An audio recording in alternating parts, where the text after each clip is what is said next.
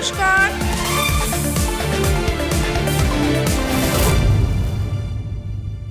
আলোর থেকেও ছোটে সে জোরে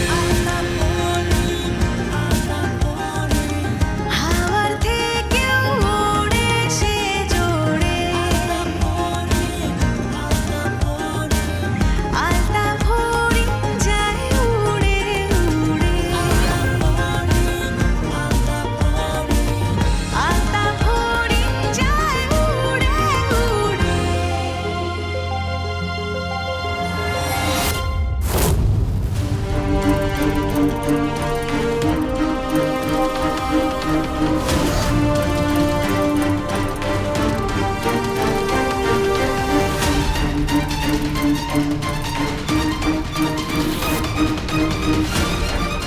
দেখেছো, বললাম ফড়িং অভ্যেস নেই অনেক দিন। কোনো মাসলে লেগে গেলে কি হতো বলো তো? তোমার কিছু হয়ে গেলে বাচ্চারও তো সমস্যা। আমি যেটা বলছি শোনো, বাচ্চাটা বড় হোক, তুমি না হয় আবার প্র্যাকটিসে জয়েন করো।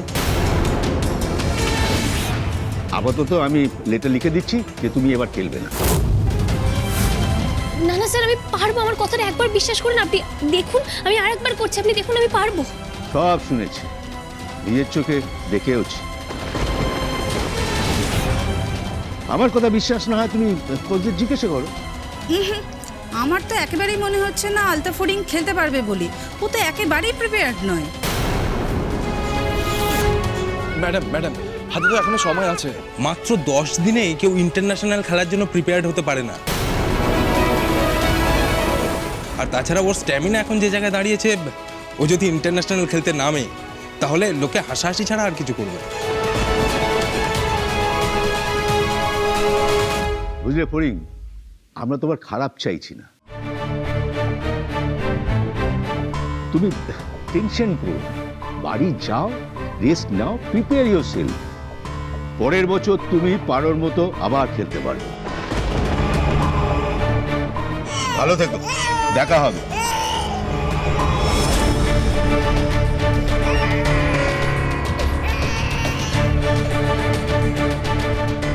অর্জুন বাবু, আমাকে কি তাহলে বাদ দিয়ে দিল?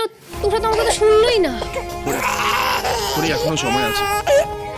ওরা তো ওই মেয়েটাকে নিয়ে নিল, 3 তো হয়ে গেল, আর তো কোনো জায়গা থাকলো না। অর্জুন বাবু, আপনি একজন ন্যাশনাল চ্যাম্পিয়ন, আর তার উপর আপনার যা স্কিল, তাতে আপনাকে ওরা বাদ দিয়ে দিলে ওদেরকে অনেক প্রশ্নের সম্মুখীন হতে হবে। আপনি আমার কথা শুনুন, আপনি নিজের স্কিলের উপর কাজ করুন, সেটাকে ইমপ্রুভ করুন। ট্রাস্ট মি ফড়িং, আপনি হারতে পারেন না এবং আপনি হারবেন না। ওদেরকে দেখিয়ে দিন আপনি কি করতে পারেন, ঠিক আছে? আলতা ফড়িং নস্কর হারতে পারে না ফড়িং, সেটা আমাদের প্রমাণ করতে হবে। এটা কিন্তু আপনার পাশাপাশি আমারও একটা বড় চ্যালেঞ্জ।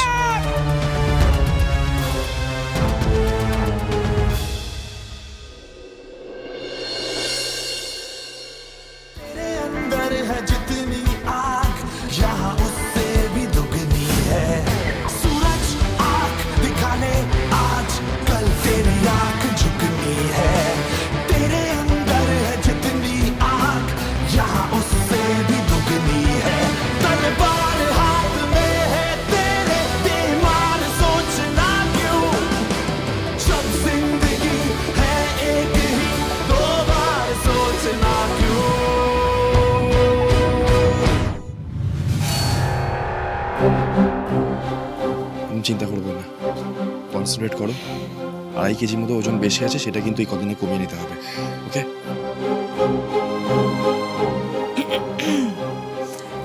আরে বাবা অর্জুন, এত চাপ দিও না। 2.5 কেজি তো মাত্র ওয়েট, বেশি কমে যাবে। এখন নাও তো, আমি এই ফড়িংয়ের একদম পছন্দের পরোটা আর আলুর দম বানিয়ে এনেছি, খাও এটা। ফড়িং, তোমার মা আমাকে বলে দিয়েছে তুমি ঠিক কিরকম পরোটা পছন্দ করো, আমি ঠিক সেইভাবে তোমার জন্য বানিয়ে এনেছি। না না, ফড়িং এগুলো এখন একদমই খেতে পারবে না।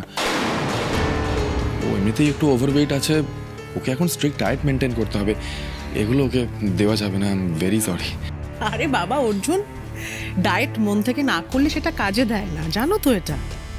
আর শোনো, ডায়েটের মাঝে মাঝে একটু চিট মিল করতে হয়। নাহলে ব্যালেন্স হয় না, বুঝতে পেরেছো? আরে এখন ওই মাঝে মাঝেটা সময় নেই, মানে জাস্ট আর কটা দিন আছে, তার মধ্যে ওকে ওয়েট কাট ডাউন করে পার্টিসিপেট করতে হবে, এখন পসিবল নয় এটা। শোনো না, বলছো যখন একটু মানেটা কি? ফোনে কি বলছো তুমি এসব? না বলতে শেখো। এখন এসব খাবার আমাদের স্ট্রিক্টলি অ্যাভয়েড করতে হবে। ফরিং কি হচ্ছে এগুলো? আমাদের ডায়েট মেনটেন করতে হবে না? Very sorry madam, I mean sorry মামি, আই এম এক্সট্রিমলি সরি। এখন ফরিংকে এগুলো দেওয়া যাবে না। তুমি তো ওর ডায়েট জানো, ওকে এখন সেটা মেনটেন করতে হবে। হ্যাঁ জানি, আসলে আমি ফড়িং খাবে বলে শখ করে বানিয়ে এনেছিলাম, তাই জন্যে। আরে তো কষ্ট পাচ্ছ কেন? শখ করে রান্না করেছিল তো, বাড়িতে বাকিরা তো আছে, বাবা আছে, শেষকা আছে, মেজকা, আমি আছি, আমি খাবো, আমরা সবাই খাবো। ফড়িং মানে টুর্নামেন্টটা হয়ে যাক, তারপরে টেস্ট করবে, বাট এখন তো আমরা আছি সবাই। আন্ডারস্ট্যান্ড অর্জুন, কিন্তু কি বলো তো, একটা পরোটা খেলে কিছু হয় না, একটা পরোটা খেলে কারোর 5 কেজি ওজন বেড়ে যাবে না। না, বলছি পুপু মামি ছেড়ে দাও, বুঝলে এখন না আমার এগুলো খাওয়া সত্যিই ঠিক হবে না। এমনিতে এই টেস্ট ম্যাচটা আমি ভালো করে খেলতে পারিনি, পরেরগুলোতে ভালো করে খেলতে হবে, আমি পরে খাবো, এখন না। ফড়িং মামি নিশ্চয়ই বুঝবে, উনিও তো স্পোর্টসের সাথেই রিলেটেড ছিলেন, তো আই হোপ তুমি এগুলো বুঝবে। প্লিজ কিছু মাইন্ড করো না, আমি তো ওর ভালোর জন্যই বলছি, তুমি তো জানো সেটা। বাই দ্য ওয়ে, বলছি যে আমার ভাগের আছে নিশ্চয়ই? নিশ্চয়ই আছে। গ্রেট, তাহলে ওটাও নিয়ে আসো, আর এইটাও আমি খেয়ে নিচ্ছি আপাতত। ও টুর্নামেন্টের পর খাবে, ঠিক আছে? বাই দ্য ওয়ে, একটু টেস্ট করে দেখাই দিই পারে কিরকম হয়েছে।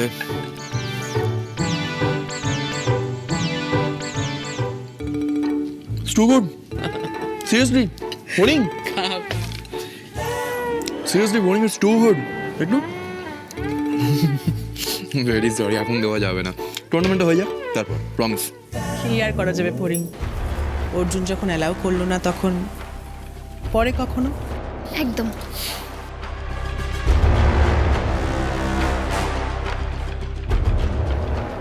ফড়িং, এই পুপু মামি, ইনি এর আগে কোনোদিনও তোমাকে এইভাবে রান্না করে খাইয়েছেন? না, কেন?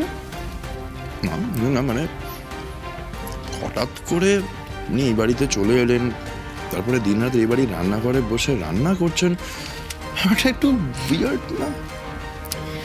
আমিও তো তাই দেখছি। জানো তো, এই মানুষটাই না আগে সবসময় অফিসের কাজ নিয়ে থাকতো, কত ইংরেজিতে কথা বলতো, স্মার্ট, তারপর নিজে একটা এনজিও চালাতো। জানি তো, ওনার রূপটা তো আমি নিজের চোখে দেখেছি, তাই বলছি। সেই মহিলা হঠাৎ করে একটা অন্যের বাড়িতে এসে থাকছেন, তার উপর আবার সারাক্ষণ রান্না করে খাওয়াচ্ছেন বাড়ির লোকজনদের, স্ট্রেঞ্জ। আসলে কি বলো তো, ন্যাশনালের ওই ঘটনার পর থেকে তো পুপু মামি আর একাডেমিতে যেতে পারছেন না। তারপর আমি শুনেছি যে ওনার এনজিওর যে লোকজন আছে তারাও চাইছেন না যে পুপু মামি এই মুহূর্তে এনজিওর সাথে যুক্ত থাকুন। তো খেলাধুলার সাথেও থাকতে পারছেন না, এনজিও যেতে পারছেন না, ওই জন্য হয়তো ভাবছেন এখন মন দিয়ে সংসার করবেন। কিন্তু তাও মানে নিজের বাড়ি ছেড়ে অন্যের বাড়িতে এরম সারাক্ষণ রান্না বান্না, কেমন যেন একটা। এক্স্যাক্টলি, আমি ওটাই বলছি, যত দুঃখ কষ্টই হোক না কেন, কিন্তু ব্যাপারটা একটু অদ্ভুত। সে তো বটে, হতে পারে হয়তো উনি বুঝতে পেরেছেন যে মানুষের ভালোবাসা ছাড়া এভাবে একা একা জীবন কাটানো যায় না, তাই হয়তো নিজে শুধরে যেতে চাইছেন।